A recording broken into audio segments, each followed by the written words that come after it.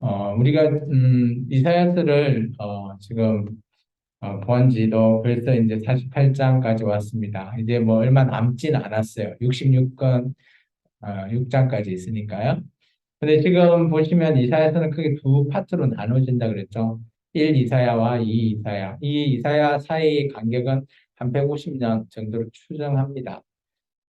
우리가 지금 1, 이사야 때는 히스기야 왕 그 정도쯤이고요. 지금 우리가 지금 하고 있는 지금 48장에 이루어진 이 제2 이사야는 바벨론 포로에 힘들어하는 그 포로 생활을 하는 이스라엘 민족을 향해서 하나님께서 다시 힘을 불어넣어주면서 다시 나와 함께 하자라고 하면서 포로 기한을 통해서 다시 예루살렘에서 시온이라고 하는 그곳에서 나와 함께 다시 시작하자라고 하면서 하나님의 백성을 구속하시고 그 백성을 좀 어떻게 보면 위로해 주시며 그런 상황을 인도하시는 하나님, 그러한 하나님의 말씀을 우리가 계속해서 보고 있습니다.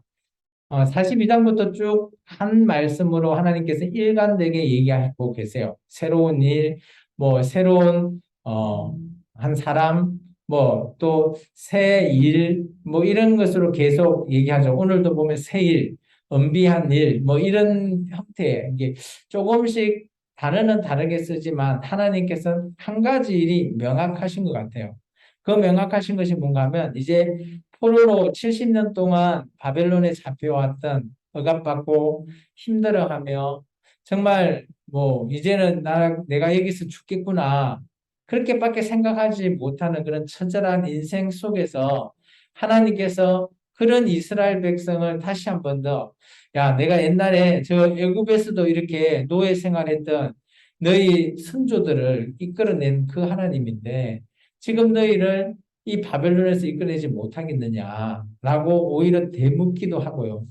또 그런 하나님께서 오히려 이스라엘 백성들의 처절한 삶을 알고 계시니까 하나님께서 소망을 주십니다. 근데 놀라운 거는 이 이스라엘 백성은 어때요? 70년 동안 바벨론에 이렇게 억압받다 보니까, 근데 억압받는다라고 할 수는 있죠. 포로니까. 자유가 제어되어 있으니까. 어, 어떻게 보면 강야의 민수기 강야 40년 생활과 바벨론 70년 생활을 비교해 보면 생활하는 것은 아마 민수기 강야보다는 좀 더 편할 거예요. 몸은 몸은 편할 건데 왜냐하면 광야 때는 물이 없고 뭐 먹을 게 없으니까 그런 걸로 먹거리의 문제 그런 것들이 민수기의 광야 생활에 힘들었더라면 이 바벨론은 아마 엄청 어떻게 보면 풍족한 뭐 물이나 먹는 이런 것은 풍족한데 대신 하나님을 섬기는 데 있어서는 어떻게 보면 너무 이전에는 민수기 강난 때는 오직 하나님만 바라볼 수 있는 여건이 되었다면 이 바벨론 70년 동안은 주변 여러 신들, 우상들이 많으니까 그 중에 정말 진정으로 하나님을 알고 그런 여호와 하나님을 내가 붙들고 70년 동안 살아간다는 건 쉽지 않다라는 거죠. 그렇기 때문에 이제 민수기 광야 생활과 바벨론을 광야라 하거든요. 이 광야 생활을 비교를 많이 합니다. 근데 지금 우리 2022년도 대한민국에 살아가고 있는 정말 지금 우리 생명나무 교회를 나와서 하나님을 알고 믿고 예배하시는 여러분들은 어떻게 보면 바벨론의 그 광야 생활 그거와 흡사 비슷하다라고 저는 보여져요. 우리가 요즘 뭐 먹거리 문제로 힘들어하진 않잖아요. 대신 우리의 생각과 이건이 다르거나 아니면 뭐 경제적인 좀 어려움도 있겠지만 우리가 하나님을 믿는 데 있어서는 뭐 어떻게 보면 아무 종교 우리가 뭐 보통 말하면 세상에서 여러 종교를 믿는데 누가 억압하거나 자유를 주지 않지는 않잖아요. 그런 측면에서는 어떻게 보면 바벨론에서 70년 광야 생활을 하고 있는 저 이스라엘 민족과 지금 우리가 살아가고 있는 우리 대한민국의 저와 여러분은 아마 비슷한 처지일 것 같아요. 대신 우리가 조금 더 하나 더 낫다라는 것은 그들은 포로니까, 그죠? 자유라는 것이 어느 정도 제한되어 있겠지만 우리는 자유하잖아요. 그렇다고 우리가 자유하다고 아무 말 내뱉는다고 그게 다 자유한 건 아니죠. 잡혀가죠. 그런 측면에서 보면 비슷하다라고 저는 보여집니다. 그런데 이럴 때일수록 우리가 여호와 하나님을 섬기고 하나님을 의지하고 한다라는 건 쉽지 않다라는 거죠. 잘 한번 따져보면 정말 비슷합니다. 바벨론 포로에 잡혀갈 때 태어났거나 아니면 어릴 때 바벨론에 잡혀갔다라고 가정해 봅시다. 그러면 그 사람들이 70년이니까, 그죠? 어때요? 계속 거기에서 10대, 20대, 30대 이런 생활을 계속 거쳐오죠. 그러면 풍족한 생활을 하면서 주변에 있는 다른 우상들도 다 보거든요. 그러면 지금 우리랑 별 차이가 없어요. 지금 우리 자녀들이 대한민국에 태어나서 이렇게 생활하다 보면 세상에 많은 대한민국에 있는 종교들이 있잖아요. 그리고 지금 기독교가 있는데 뭐 어떻게 보면 그들이 다 한 종교라고 그냥 치부해버리거든요. 근데 우리는 어때요? 우리는 그들을 과감하게 이렇게 얘기합니다. 무상이라고. 그것이 이제 어떻게 보면 정체성이죠. 그렇기 때문에 바벨론 포로에 어릴 때부터 자랐던 세대들은 어떻습니까? 그 바벨론의 풍족한 생활에 즐기고 있는데 하나님께서 야 이제 다시 저 예루살렘 지금 우리 식으로 따지면 뭐 개발도 되지 않는 그런 땅에서 다시 돌아가서 나와 함께 하자. 그런 얘기를 들으면 이 이스라엘 백성들 어떤 생각이 들까요? 물론 이전에 예루살렘에 살았던 나이가 드신 분들은 가고자 하는 그런 욕구가 크겠죠. 갈망하겠죠. 아, 옛날에 내가 살았던데 고향에 돌아가는 거니까 가고 싶을 겁니다. 그런데 바벨론에서 태어난 세대들은 어떨까요? 그들은 전혀 그곳을 알지 못해요. 그러다 보니까 참 힘든 거죠. 오늘 48장이 딱 그런 상황에 놓여 있다라고 보시고 말씀을 읽으면 이들 이스라엘 백성이 왜 이렇게 하나님의 말씀을 듣지 않으려 하고 하나님은 어떻게 이 말씀을 읽어보면 하나님이 이스라엘 백성을 진짜 어린애처럼 막 네 말 다 들어줄게 제발 좀 가자 뭐 이런 형태로 오히려 하나님이 어떻게 보면 주인이신데 오히려 이스라엘 백성을 막 데려가려고 애를 쓰는 듯한 모습 그런 모습이 보여요. 너무 안타까운 하나님의 모습. 근데 하나님께서는 이 일을 꼭 하고자 하는 거예요. 왜냐?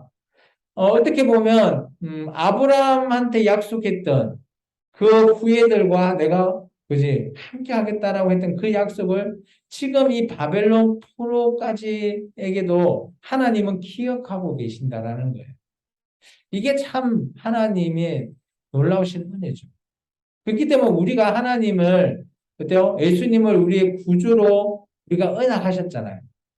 그러면 우리가 예수님을 떠날 수는 있겠지만 예수님은 절대 우리를 떠나지 않으실 거라는 저는 믿음이 있습니다. 마치 오늘 하나님께서 이스라엘 백성을 버리지 않겠다고 했던 그 약속, 저 선제 어떻게 보면 지금 바벨론 포로에 있는 이들과 아브라함 시대 때의 시간 간격이 몇백 년이 지났거든. 거의 뭐한 7, 800년 이후의 상황인데도 하나님은 물론 그 나라 백성이 잘못했기 때문에 멸망시켰지만 그래도 남은 자를 통해서 또 한번 해보고자 하는 하나님의 그런 언약의 말씀을 기억하고 있다. 놀라운 건 이스라엘 백성은 하나님의 이 말씀을 기억도 하지 않는 것 같아요. 우리가 좀 전에 말씀을 읽어봤는데 한번 볼까요? 1절부터 2절까지 내용이거든요. 같이 한번 읽어보겠습니다. 다시 한번 더요. 야곱의 집이여 이를 들을지어다. 너희는 이스라엘의 이름으로 일컬음을 받으며 유다의 허리에서 나왔으며 여호와의 이름으로 맹세하며 이스라엘의 하나님을 기념하면서도 진실이 없고 공의가 없도다.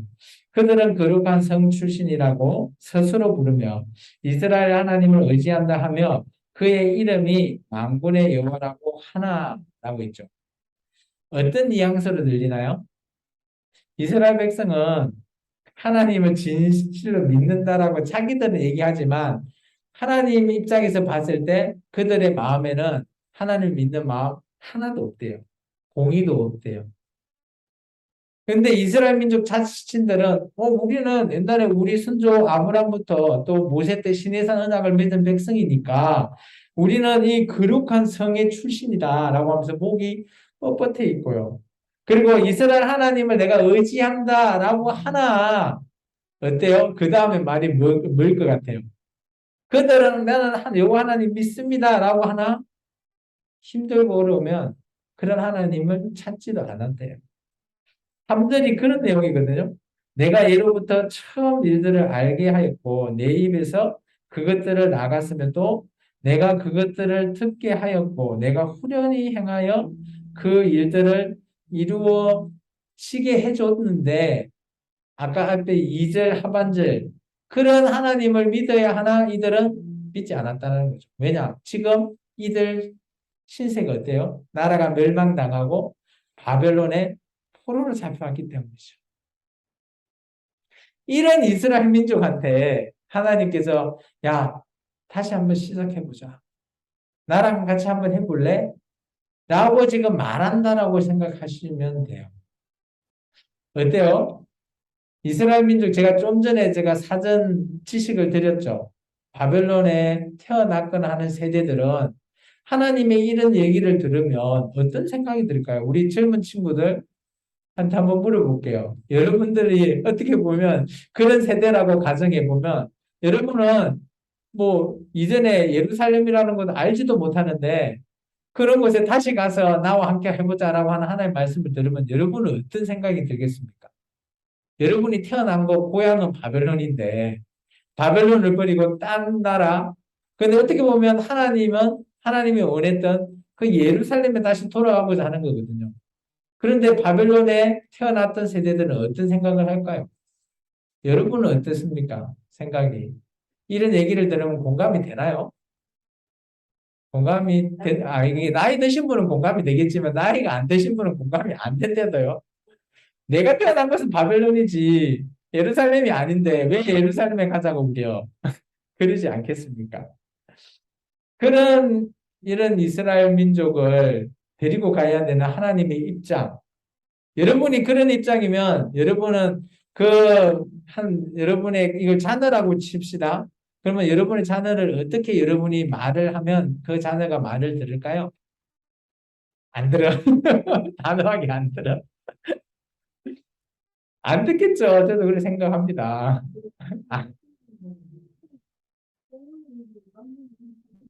아, 멸망되면 가는 거 어디 뭐 물론 뭐 바벨론이 멸망 당할 수밖에 없죠. 멸망 당하면 어쩔 수 없이 가야 되니까 그러긴 한데 그 전에 지금 하나님이 그 전에 얘기하는 거잖아요. 야, 나랑 이게 하나님은 어떻게 보면 자발적인 기회를 주시는 거예요. 야, 나랑 함께 좀 해볼래? 라고 기회를 줬는데 오늘 2절, 1절과 2절과 같은 이런 이스라엘 백성이라면 어떨까요? 함께 할 것 같아요? 안 할 것 같아요? 절대 함께 하지 않을 것 같죠. 저도 그렇게 생각합니다. 그렇기 때문에 하나님께서 제안을 합니다. 제안을. 도리어 하나님이 이스라엘 민족한테 야, 내가 쉽게 말하면 어린이한테 야, 내가 사탕 하나 줄 테니까 나랑 갈래? 뭐 이런 듯한 제안. 그 제안이 바로 6절과 7절입니다. 보실까요? 같이 읽을까요? 내가 들었으니 이 모든 것을 보라. 너희가 선전하지 아니하겠느냐? 이제부터 내가 새 일, 곧 내가 알지 못하는 엄비한 일을 내게 듣게 하노니 이 일들은 지금 창조된 것이요. 옛 것이 아니라 오늘 이전에는 내가 듣지 못하였으니 이는 내가 말하기를 내가 이미 알았노라 하지 못하게 하려 함이라. 하나님께서 제안합니다. 줄을 좀 끊으면 좋겠죠. 제안 상황. 새 일, 곧 어떤 일요? 엄비한 일. 내가 알지 못하는 엄비한 일. 엄비하다라고 하는 단어가 어떤 단어로 여겨집니까?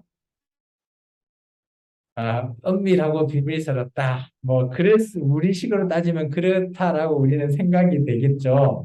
근데 이제 이거 원어를 살펴보면, 나짜르라고 하는, 동사인데요. 이 단어의 뜻은 지키다, 보호하다, 망을 보다, 경계하다.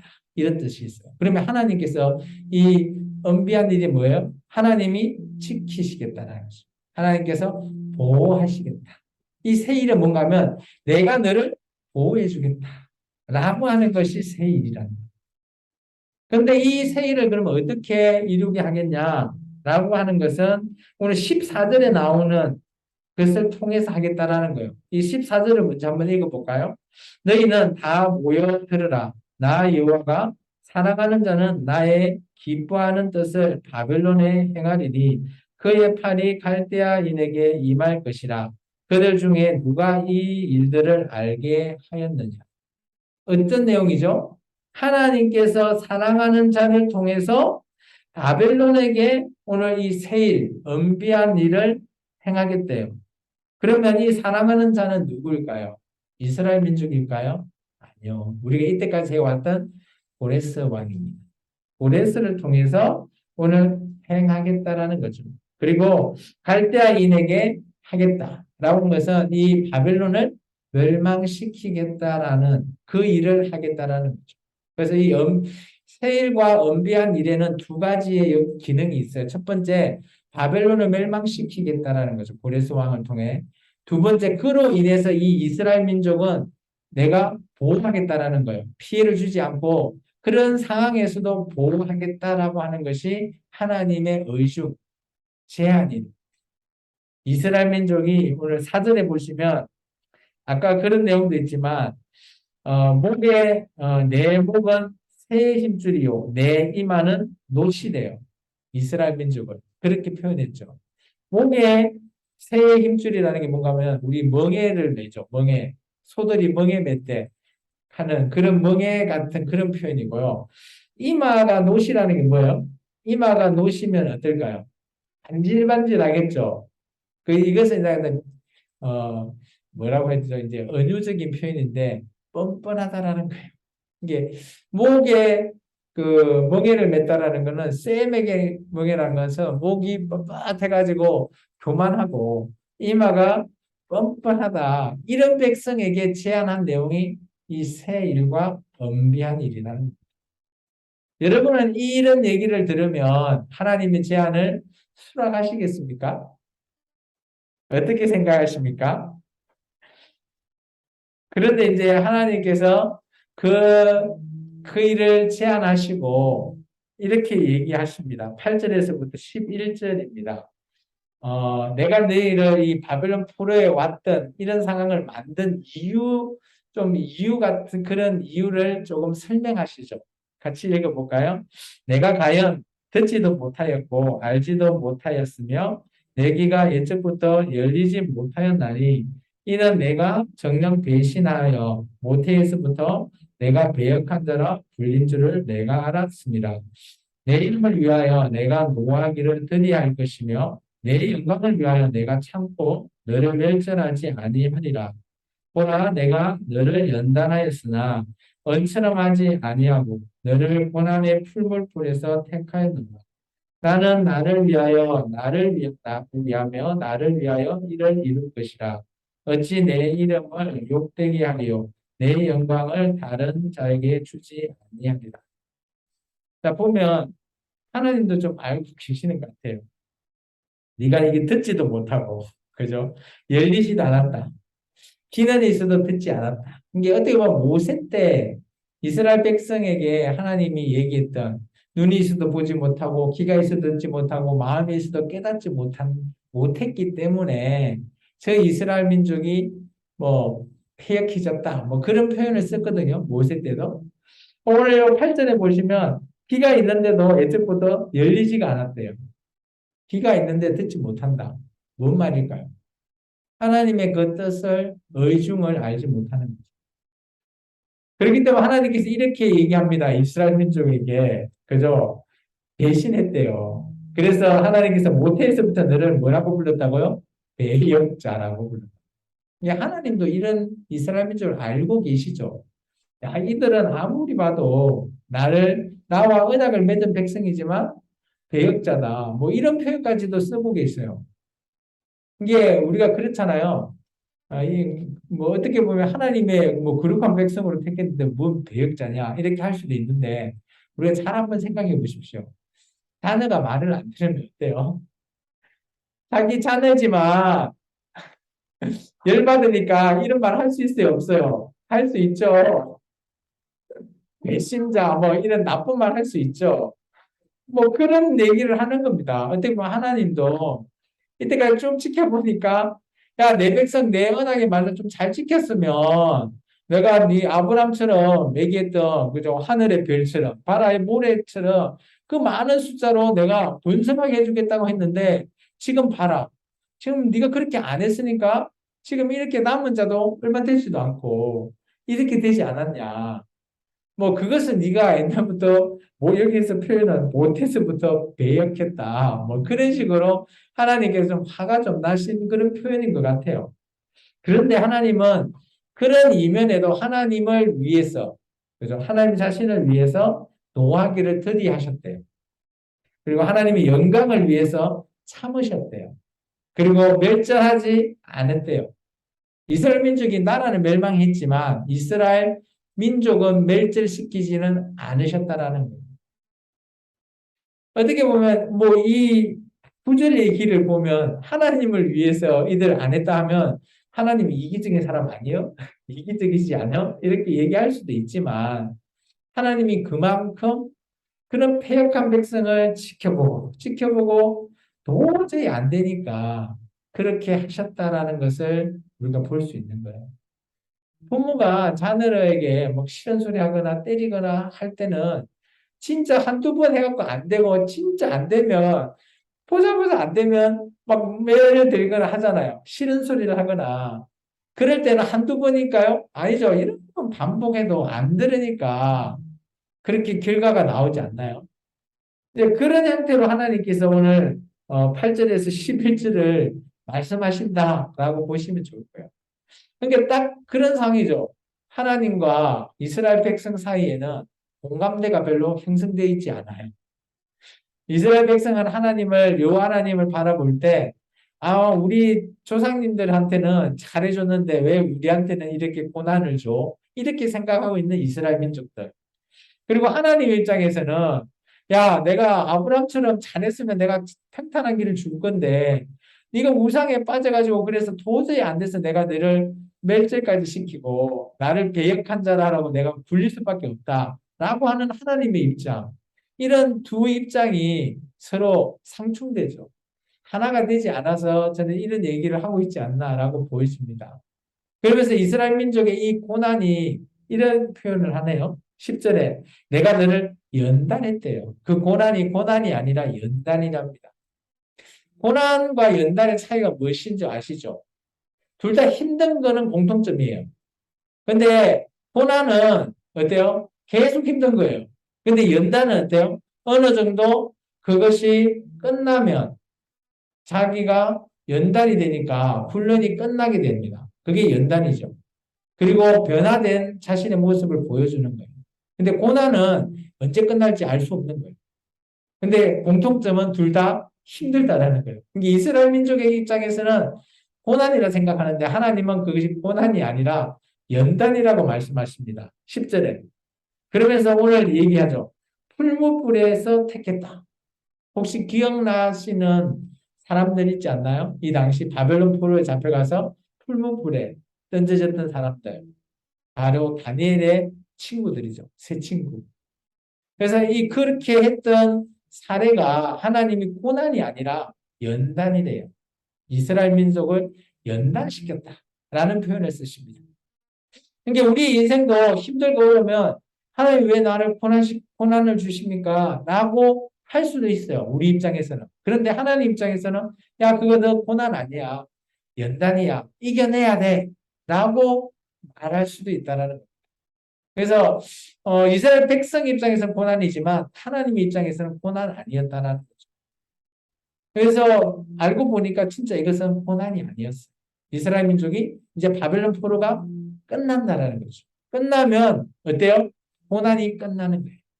그래서 연단이 끝나기 때문에 하나님과 새로운 일을 하자라고 제안하시는 거예요. 그게 새 일, 엄비한 일이라는 겁니다.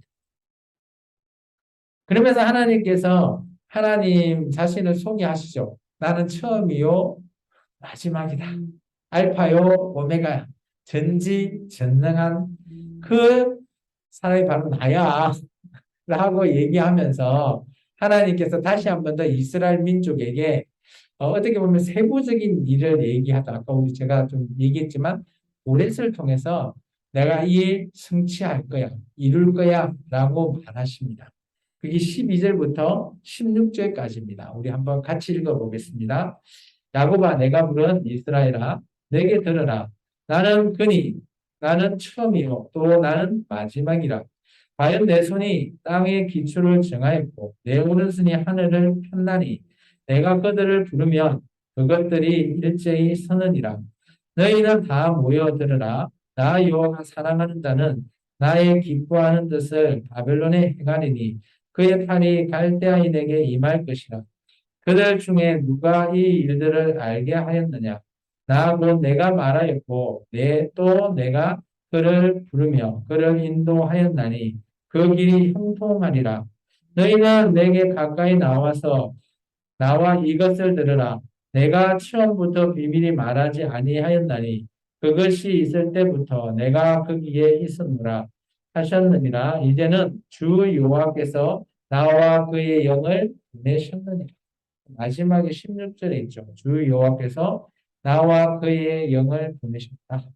영에 이렇게 동그라미 치시고 성령 하나님이라고 적어 놓으시면 좋을 것 같아요. 하나님께서 나는 전지전능하시다. 나는 처음이고 마지막이다. 이 땅의 기초도 내가 세웠고 저 손을 오른팔을 탁 폈을 때 하늘도 탁 펼쳐졌다. 우리가 창세기 1장 기억나시죠? 천지를 창조하신 하나님. 그런 하나님이 바로 나야. 라면서 이스라엘 백성에게 말하는 거죠. 그러면서 14절이 아까 제가 얘기했지만 구체적인 일이죠. 야, 이제 내가 보레스를 통해 내 사랑하는 자 보레스를 통해서 내가 이 일을 꼭 이루겠다. 그리고 그가 가는 길은 형통할 것이야. 라고 말합니다. 그러면서 마지막에 하나님께서 내가 성령을 보내셨다.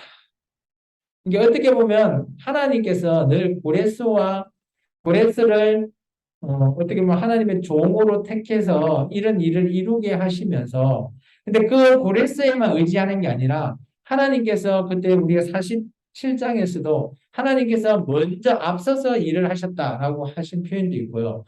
오늘 48장에 보면 하나님이 영을 보내죠. 성령 하나님을 보내서 그 일을 이루게 하신다라고 말하고 계십니다. 이것은 전적으로 하나님께서 계획하시고 하나님께서 일하시는 겁니다. 물론 고레스가 그것의 도구로 사용되어지는 거죠. 그래서 우리가 이게 영적인 일이거든요. 우리가 영적 얘기할 때 신비한 일, 물론 이거 신비하죠. 하나님께서 일하시는 거예요. 이게 영적인 일은 어떻게 보면 그냥 세 가지입니다. 첫 번째, 하나님이 일을 직접 하십니다. 이렇게 일을 직접 하시고요. 두 번째, 하나님께서 고레스라고 하는 사람을 통해서 하죠. 그렇게 그 사람을 또 쓰시기도 하십니다. 그리고 또 하나님은 천사를 통해서 일하시기도 하시고요. 마지막은 하나님은 우리 같은 사람을 준비해서 일을 하십니다. 그렇기 때문에 그런 일이 영적인 일이라고 보셔야 돼요. 대신 우리가 일한다고 우리가 잘났다 아니요. 오늘 이 16절의 말로 이렇게 엮어보면 내가 일하지만 하나님께서 우리를 도우시라 보낸 예수님이 우리를 도우시라 보낸 성령님 있잖아요. 성령님이 함께 하시는 거죠. 그게 내가 일을 하지만 내가 한 게 아니라 성령 하나님이 이 하나님의 일을 하신다. 그렇게 보는 것이기 때문에 우리가 하는 일이 영적인 일이다. 그래서 여러분 각자가 하시는 일은 다 영적인 일입니다.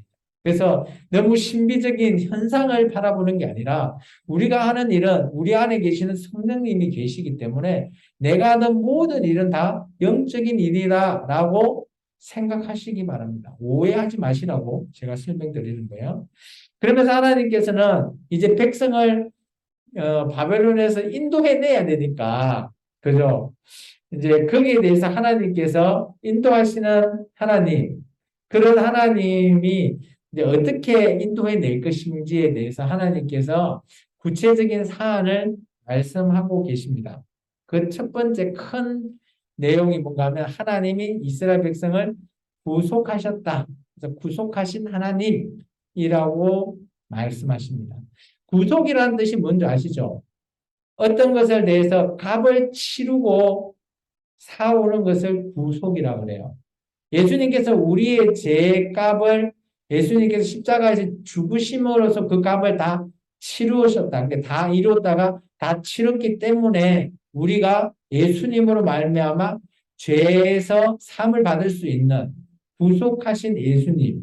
오늘 하나님은 이스라엘 백성을 고레스를 통해서 값을 다 치르셨다. 그래서 오늘 이스라엘 백성을 구속하신다라고 말하는 거예요. 이게 구속이라는 것은 우리 입장에서는 이렇게 어때요?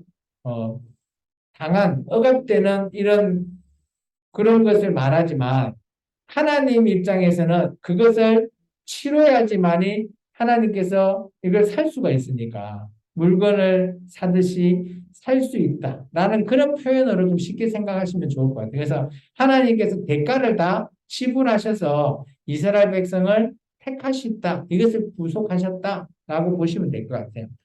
그래서 그것을 이제 17절부터 22절이 그 내용이에요. 하나님께서 어떻게 구속하셨는지, 또 하나님께서 어떤 길을 제시하고 계시는지를 말하고 있습니다. 우리 17절에서 22절까지 말씀을 한번 같이 읽어보겠습니다. 너희는 구속자시요 이스라엘을 거룩하신 이신 여호와께서 이르시되 나는 내게 유익하도록 가르치고 너를 마땅히 행할 길로 인도하는데 내 하나님 여호와라.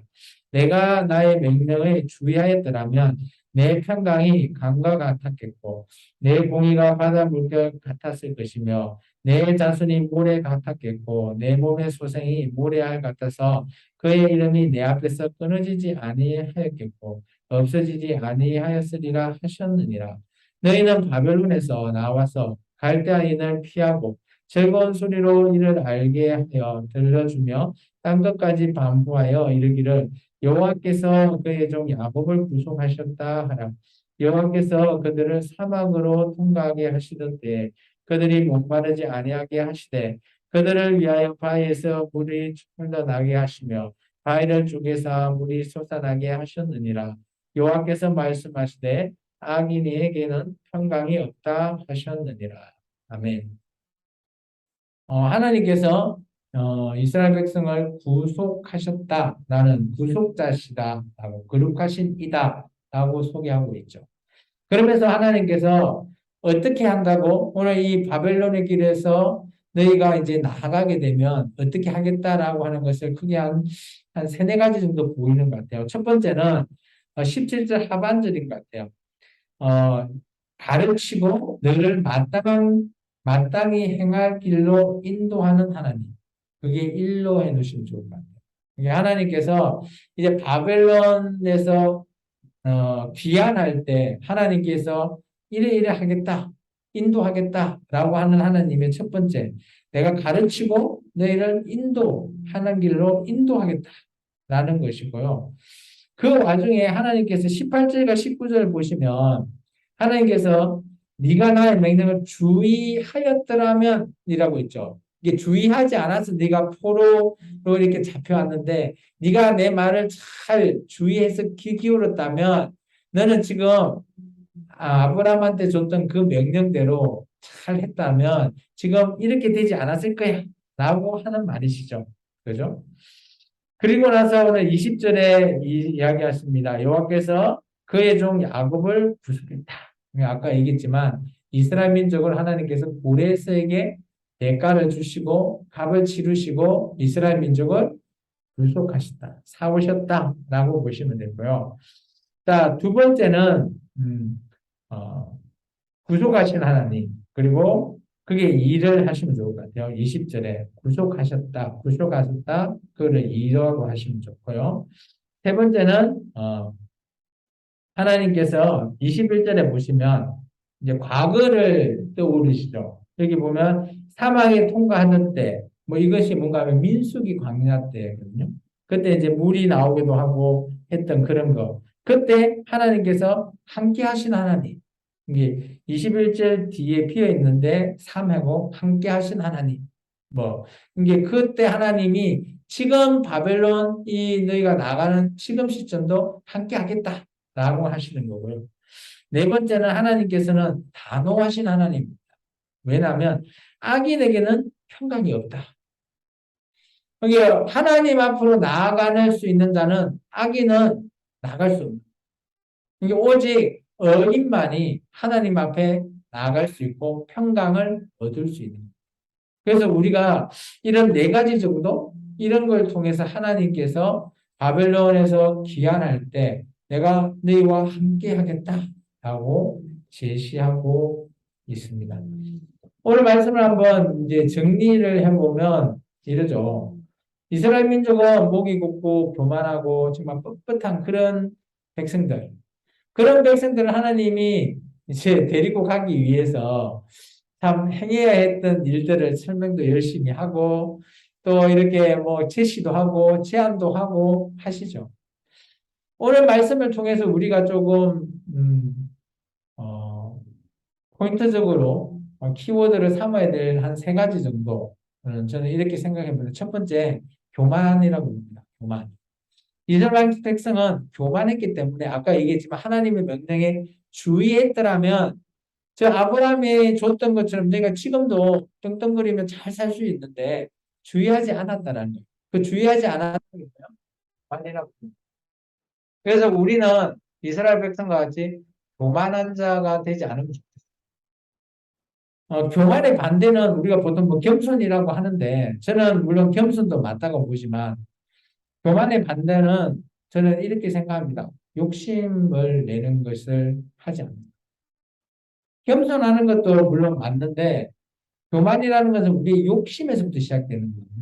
그래서 내가 한 가지의 욕심이 생기면 교만해질 수밖에 없다라고 보여져요.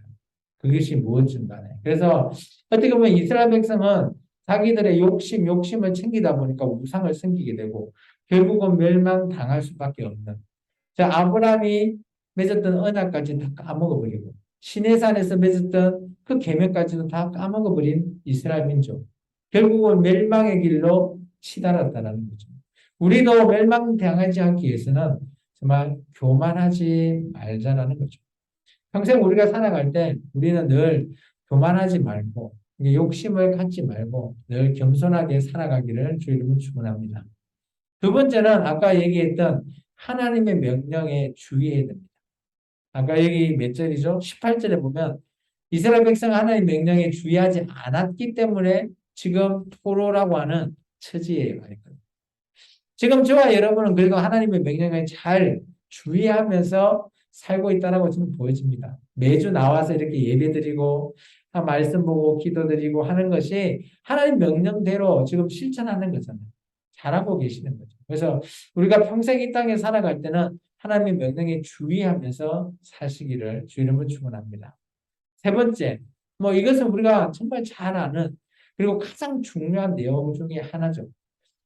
우리는 하나님이 정말 어떻게 보면 우리는 예수님께서 그저 십자가의 피값으로 우리를 구속하셨잖아요.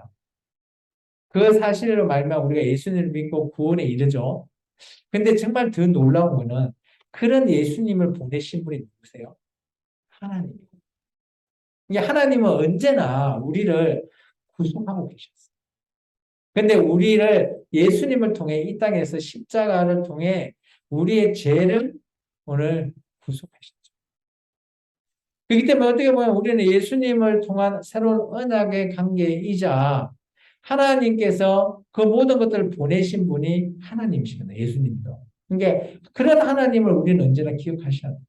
내가 예수님하고 믿으면 예수 믿으면 천국까지 물론 맞는데요. 나중에 우리가 하나님 앞에 서게 됐을 때 예수님이 인정해주지 않으면 우리가 천국 갈 수 있겠습니까? 이게 우리가 그런 하나님을 우리는 기억하셔야 돼요. 그렇기 때문에 우리가 구약에 나오는 하나님을 꼭 기억하셔야 돼요. 우리는 뭐 예수님만 믿으면 뭐 천국 가니까 뭐 구약 필요 없지 않냐라고 말하지만 그렇지 않아요. 구약에는 하나님의 직접적인 이런 성품이나 하나님의 심정이 보여져요. 성경을 통해서. 근데 신학에서는 그 아들 예수님을 통해서 모든 일을 이루게 하셨기에 신학 성서에는 그런 모습이 전혀 담겨져 있지 않아요. 그래서 하나님의 진짜 감정, 심정을 알기 위해서는 구약 성경이 꼭 필요합니다.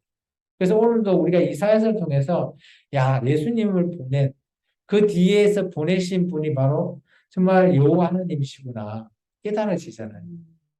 그로 말미암아 우리가 하나님 앞에 나아갈 수 있는 길을 제시해 주신 분이 또한 여호와 하나님이시거든요. 예수님을 통해서.